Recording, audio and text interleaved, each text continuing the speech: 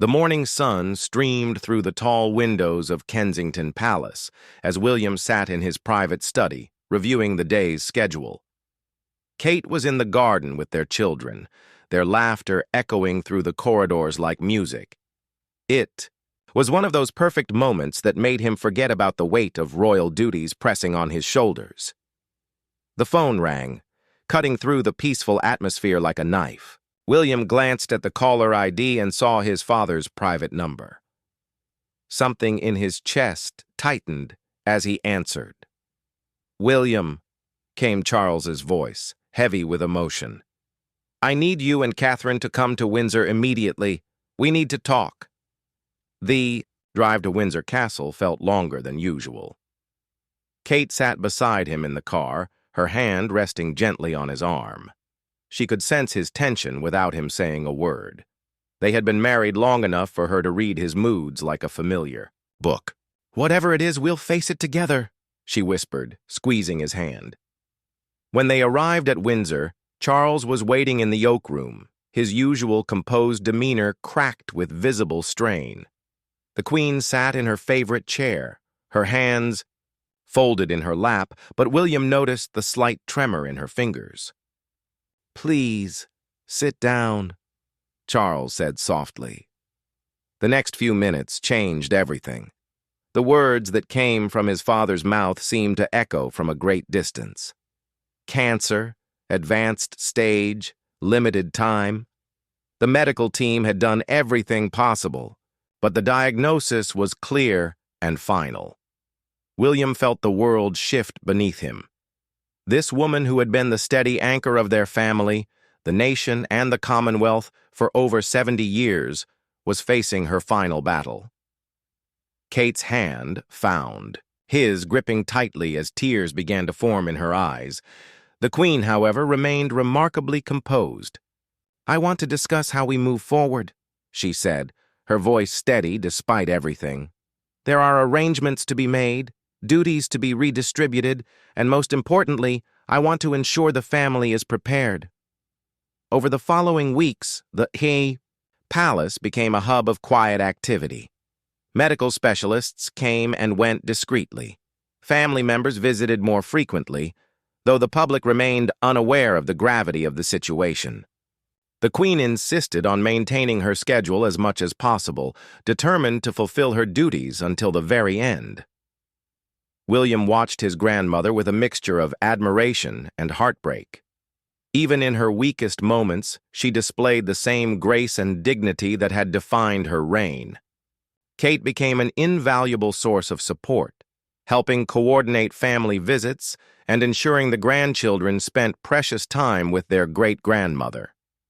The Queen pulled William aside one afternoon as he was leaving after a visit.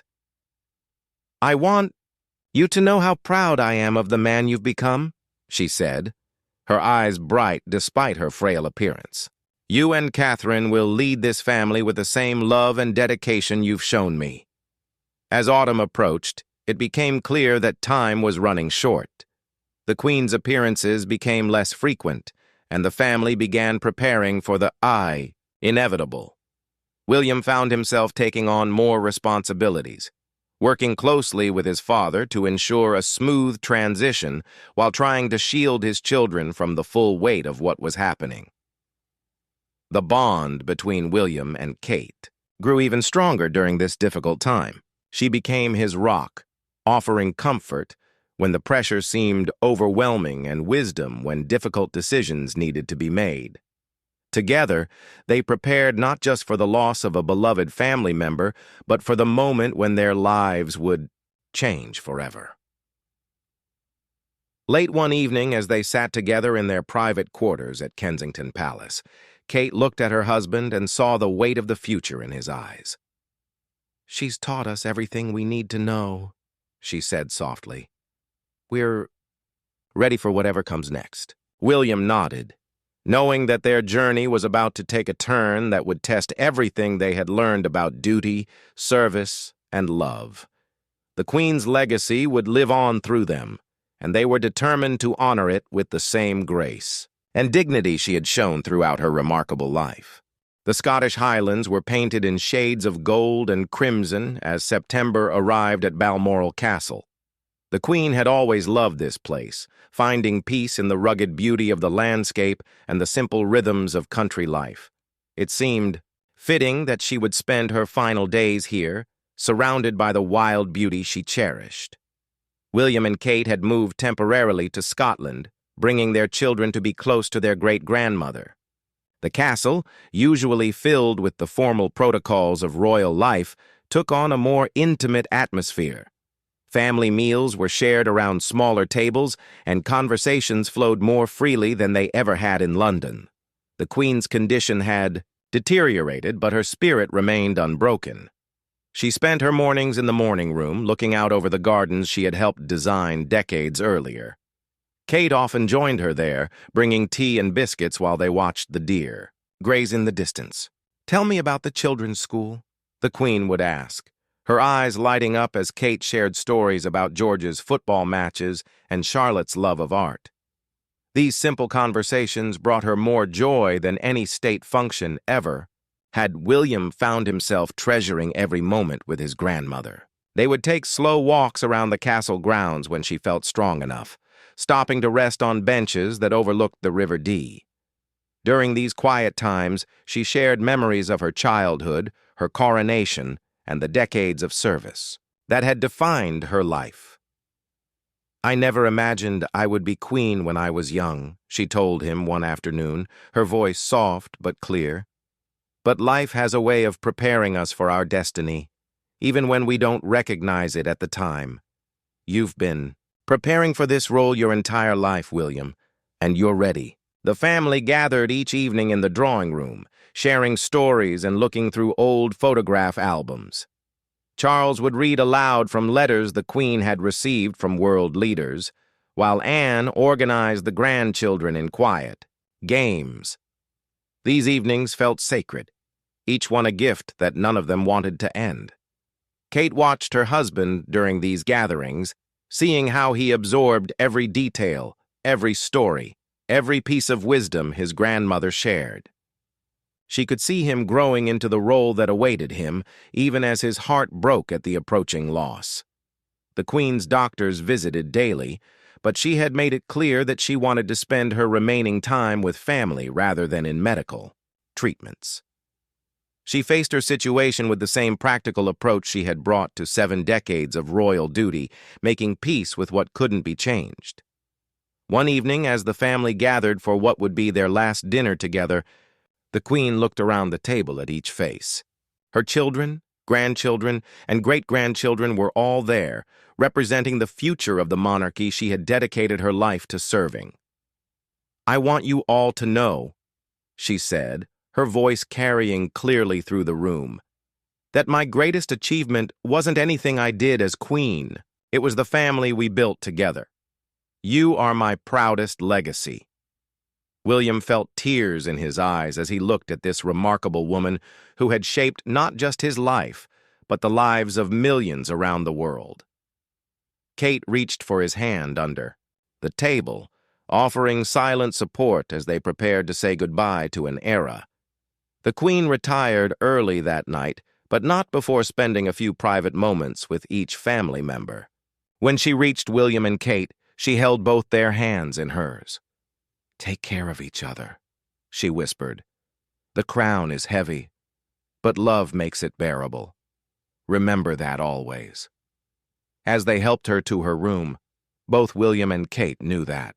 Their time with the remarkable woman who had been the backbone of their family was drawing to a close. The weight of what lay ahead settled on their shoulders, but so did the strength that came from knowing they would face it together. Outside, the Highland wind whispered through the ancient trees, carrying with it the promise that some legacies endure far beyond a single lifetime. The morning of September 8th dawned quietly at Balmoral, with mist rolling across the moors and the first hints of autumn color touching the trees. The Queen had awakened early, as was her habit, and sat by her bedroom window watching the sunrise paint the Scottish landscape in soft pastels. Her lady-in-waiting brought tea and the morning papers, but the Queen showed little interest in either. Instead, she asked to see the family photo that always sat on her bedside table, the one taken during the Platinum Jubilee celebrations just months earlier. In it, 4 generations smiled back at her, representing the continuity she had worked so hard to preserve. William and Kate had stayed close to the castle for the past few days, sensing that time was growing short. The Queen's breathing had become more labored, and she tired easily, but her mind remained sharp and her spirit peaceful. She had made her peace with what was coming and seemed almost eager to rest after 7 decades of service.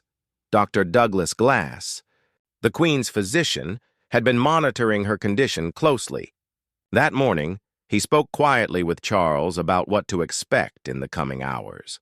The family was summoned, though not in alarm, but with the understanding that they should be present for what was to come. Anne, who had been staying at Balmoral, for the past week sat with her mother through the morning hours. They spoke little, but the comfortable silence between them said everything that needed to be said. The Queen held her daughter's hand, drawing strength from the connection that had sustained them both through difficult times. When William and Kate arrived at the Queen's bedroom, they found her propped up against pillows, looking out at the gardens she loved. Her face was peaceful, and there was an almost ethereal quality to her presence that took their breath away. "Your Majesty," William said softly, approaching the bed. "William, dear," she replied, turning to look at him with eyes that seemed to hold all the love and wisdom of her long life. "And Catherine, come sit with me." They pulled chairs close to her bed, and Kate took the Queen's frail hand in both of hers. The 3 of them sat in comfortable silence, watching the light play across the Highland landscape through the tall windows. Charles arrived shortly after, followed by the other family members. The room filled with quiet voices and gentle touches, everyone understanding that they were witnessing something sacred. The Queen looked at each face, memorizing them one last time, her expression serene and content. "I'm ready," she whispered to Charles, who leaned close to hear her words. "I've done what I came to do. Take care of them all." As the afternoon light began to fade, the Queen's breathing became more shallow. William held one hand while Kate held the other, both of them fighting back tears as they prepared to say their final goodbye to the woman who had been the anchor of their world. The Queen's eyes moved around the room one last time, taking in the faces of her beloved family. There was no fear in her expression, only peace and a quiet satisfaction at a life fully lived in service to others. At 6:30 p.m., surrounded by the people she loved most in the world, Queen Elizabeth II took her final breath. The room fell into profound silence, broken only by the gentle sound of Highland wind outside the windows. William squeezed Kate's hand as they sat beside the bed, both of them overwhelmed by the magnitude of the moment. The longest reigning monarch in British history had passed peacefully, with dignity intact and surrounded by love. Charles stepped forward and gently closed his mother's eyes, his own tears falling freely now. "She's at peace," he said softly, his voice breaking with emotion. The family remained in the room for several minutes, each saying their own private goodbye to the remarkable woman who had shaped their lives so profoundly. William found himself thinking of all the lessons she had taught him, all the wisdom she had shared, and all the love she had given so freely. Kate wiped away her tears and looked at her husband, seeing in his face the weight of what had just changed forever. In that moment, Prince William had become heir to the throne, and their lives had shifted into a new chapter that would define the rest of their days. Outside Balmoral, the world continued turning, unaware that an era had just ended and a new one had begun. But inside that quiet room in the Scottish Highlands, a family mourned the loss of their matriarch and prepared to carry on the legacy she had entrusted to them. The silence that followed the Queen's passing felt eternal, though in reality it lasted only minutes. William remained beside the bed, holding his grandmother's still hand, his mind struggling to process the enormity of what had just occurred. Kate stayed close to him, her presence a steady anchor in the storm of emotions that threatened to overwhelm them all. Charles was the first to speak, his voice barely above a whisper. "We need to follow the protocols," he said, though his words seemed to come from someone else entirely. The son in him wanted to grieve, but the new king understood that duty called even in this most personal moment. Dr. Glass stepped forward to make the official confirmation, his examination brief and respectful. The time of death was recorded, and the machinery of royal protocol began to turn, even as the family tried to come to terms with their loss.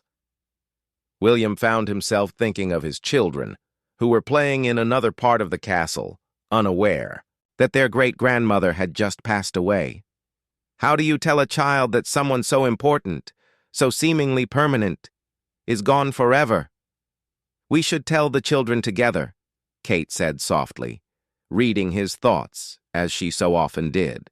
"They need to hear it from us gently." The logistics of what came next began to unfold around them. Private Secretary Sir Edward Young arrived with the necessary documents and communication protocols. The Prime Minister needed to be informed. The Commonwealth leaders contacted and the official announcement prepared. But all of that felt secondary to the human moment they were living through. Charles made the first call to Liz Truss, the newly appointed Prime Minister, who had met with the Queen just 2 days earlier. His voice was steady as he delivered the news, though those who knew him could hear the strain beneath his composure. Meanwhile, William and Kate made their way to the nursery wing of the castle, where George, Charlotte, and Louis were engaged in a puzzle with their nanny. The children looked up as their parents entered, immediately sensing that something had changed. "Come sit with us," Kate said gently, settling onto the carpet beside them. "We have something important to tell you." William knelt down to their level, searching for words that could convey such enormous news to young minds. "Great-grandmama was very sick," he began, his voice careful and calm. "The doctors couldn't make her better, and she died peacefully this evening.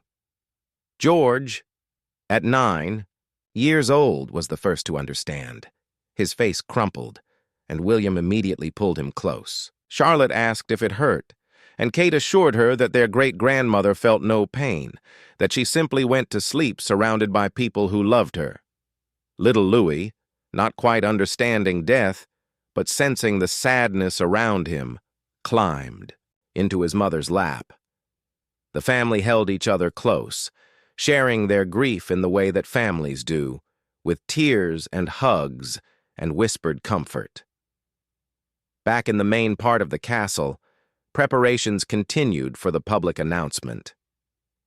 The traditional protocol required that senior members of the royal family be informed before the news became public. Harry was reached by phone in California, and the conversation between the brothers was brief but emotional. As evening deepened, William found himself walking through the castle corridors that held so many memories of his grandmother. These walls had heard her laughter, witnessed her wisdom, and sheltered her through the final chapter of her remarkable life. Now they seemed to echo with her absence. The BBC was preparing to interrupt regular programming for the announcement that would shock the world. At exactly 6:30 p.m. London time, the news would break, and millions of people would learn that Queen Elizabeth II had died. Kate found William in the library, staring out at the darkening Scottish landscape. "The children are with your father," she said, joining him at the window. "They're asking if they can say goodbye to her." William nodded, understanding that his children needed this closure. Together they returned to the Queen's room, where her body lay peaceful and serene. Each child approached in their own way, George touching her hand gently, Charlotte placing a drawing she had made beside the bed, and Louis simply standing quietly, trying to understand why everyone was so sad. As the family gathered one final time in the drawing room, the weight of history settled upon them. Charles was now King Charles III, though he would not be formally proclaimed until the following day. William had become heir to the throne, with all the responsibilities that entailed. The announcement went out across the world as the family sat together, watching the news coverage that would dominate headlines for days to come. The outpouring of love and respect for the Queen was immediate and overwhelming, a testament to the impact she had made on millions of lives. But in that quiet room at Balmoral, surrounded by the people who loved her most, Queen Elizabeth II was not a monarch or a symbol or a historical figure. She was simply a beloved grandmother, mother, and matriarch whose absence would be felt in the most personal and profound ways. As the night wore on, William and Kate prepared to return to London, where the next chapter of their lives would begin. The transition from Princess of Wales to future Queen Consort weighed heavily on Kate's mind, but she drew strength from the example the Queen had set and the love that surrounded her. The journey from Balmoral to London felt like traveling between two different worlds. As William and Kate's motorcade made its way south, they could see the impact of the Queen's death unfolding across the country. Flags flew at half-mast, flowers appeared at royal residences, and people gathered in spontaneous displays of mourning and remembrance. The children slept in the back of the car, exhausted by the emotional weight of the day. William and Kate spoke quietly, planning for the challenges that lay ahead. The next 10 days would test every lesson the Queen had taught them about duty, service, and grace under pressure.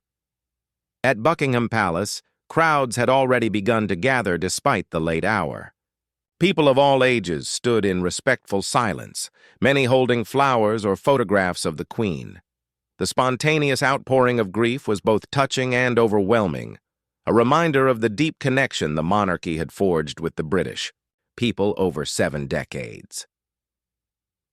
Inside the palace, the transition was already underway. Charles had returned from Scotland earlier and was meeting with senior officials about the funeral arrangements and the formal proclamation ceremonies.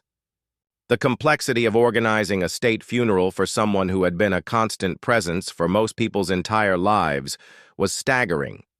Kate found herself thinking about the Queen's final wish for dignity and simplicity, even in death.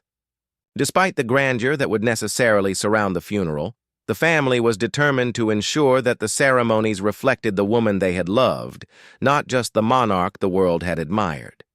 The next morning brought the formal proclamation of King Charles III, a ceremony steeped in centuries of tradition. William and Kate stood beside the new king as he was officially declared, understanding that their own roles had fundamentally shifted overnight.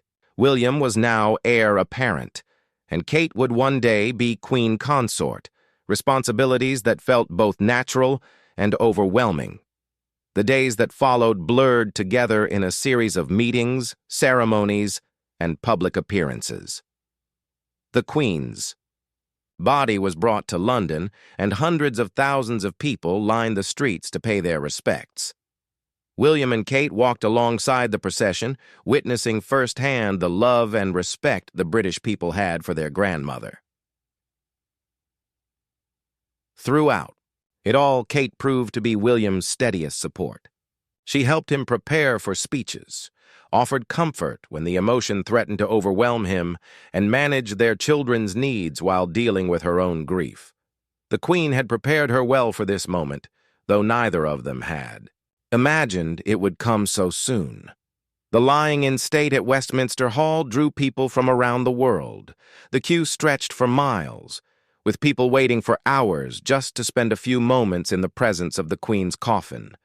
William and Kate took turns standing vigil, understanding that their presence offered comfort to those who had come to say goodbye.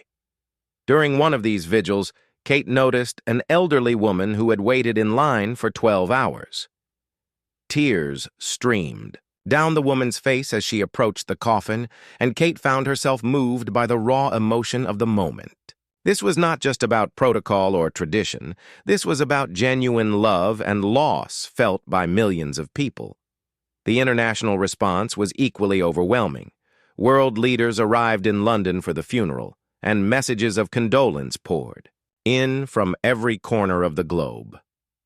The Queen's influence had extended far beyond Britain, and her death marked the end of an era for the entire world. William struggled with the public nature of his grief. Every emotion was scrutinized, every gesture analyzed, and every word recorded for posterity. Kate helped him remember his grandmother's advice about finding strength in service to others, even when personal pain threatened to overwhelm him. The children were shielded from much of the public ceremony, but they participated in private family, moments that honored their great-grandmother's memory. Charlotte wrote a letter to Gan, as they had called her, and George asked if she could see them from heaven. These innocent questions broke William's heart, while also giving him hope for the future. As the funeral approached, the family gathered one final time at Windsor Castle to prepare for the most difficult goodbye of their lives. The Queen would be laid to rest beside Prince Philip in St. George's Chapel, finally reunited with the man who had been her constant companion for more than 7 decades. Kate helped William with his funeral speech, knowing that his words would be broadcast to billions of people around the world. They worked together to craft something that honored the Queen's legacy while expressing the family's personal loss. The balance between public duty and private grief had never been more challenging. The night before the funeral, William stood in the same garden where he had played as a child, remembering all the times his grandmother had watched him from the palace windows. Kate joined him there, and together they found a moment of peace before the storm of the next day's ceremonies. "She would be proud of how you've handled everything," Kate told him, taking his hand as they looked up at the stars over London. "We've handled it," William corrected. "I couldn't have done any of this without you." As they prepared for bed, both of them knew that the next day would mark not just the end of the Queen's story, but the beginning of their own chapter as the future of the monarchy. The weight of that responsibility was enormous, but so was their determination to honor the woman who had taught them everything about service, dignity, and love. The morning of September 19th dawned crisp and clear in London, as if the heavens themselves were paying tribute to the Queen's final journey. Westminster Abbey stood majestic against the autumn sky, its ancient stones ready to witness one of the most significant ceremonies in modern history. William and Kate rose early, helping their children prepare for what would be one of the most challenging days of their young lives. George and Charlotte would walk in the procession, representing the future of the monarchy, while little Louis would join them later at the Abbey. Kate chose her jewelry carefully, wearing the Queen's pearl choker and diamond earrings. Small, but meaningful ways to carry her grandmother-in-law's presence with her. The family gathered at Buckingham Palace before the procession began. Charles, now 10 days into his reign, carried himself with the dignity his mother had taught him, though those who knew him best could see the grief in his eyes. Anne stood strong beside her brothers, the daughter who had been closest to the young Queen in her final years.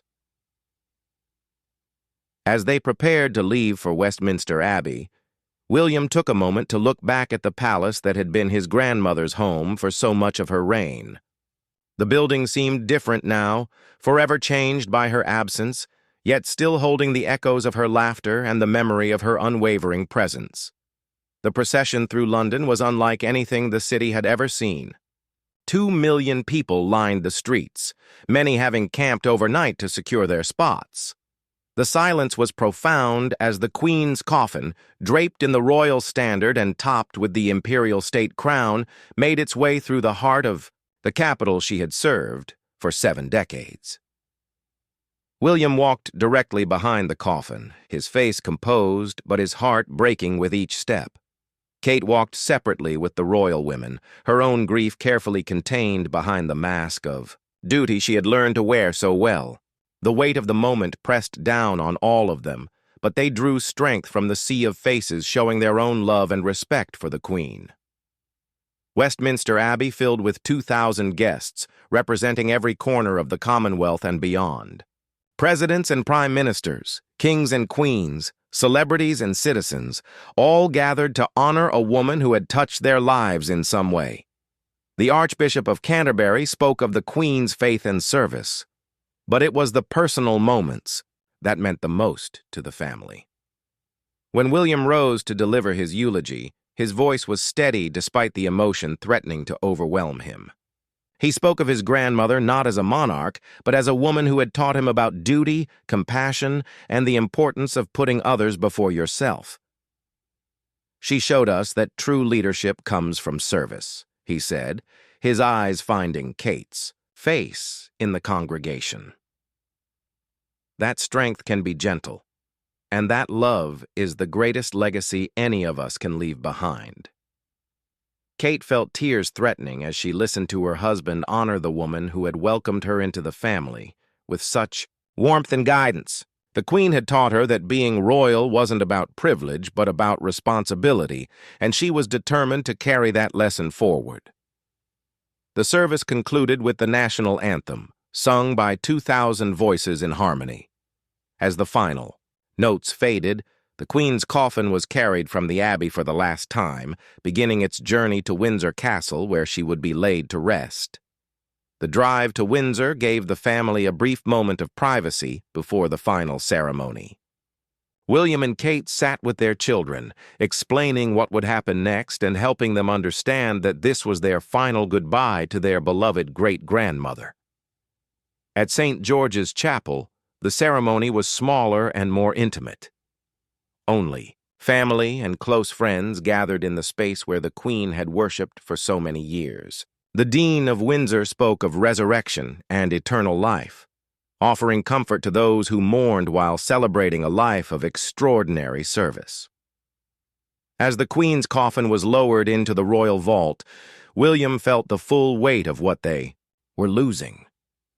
This remarkable woman who had guided the nation through wars and celebrations, crises and triumphs, was gone.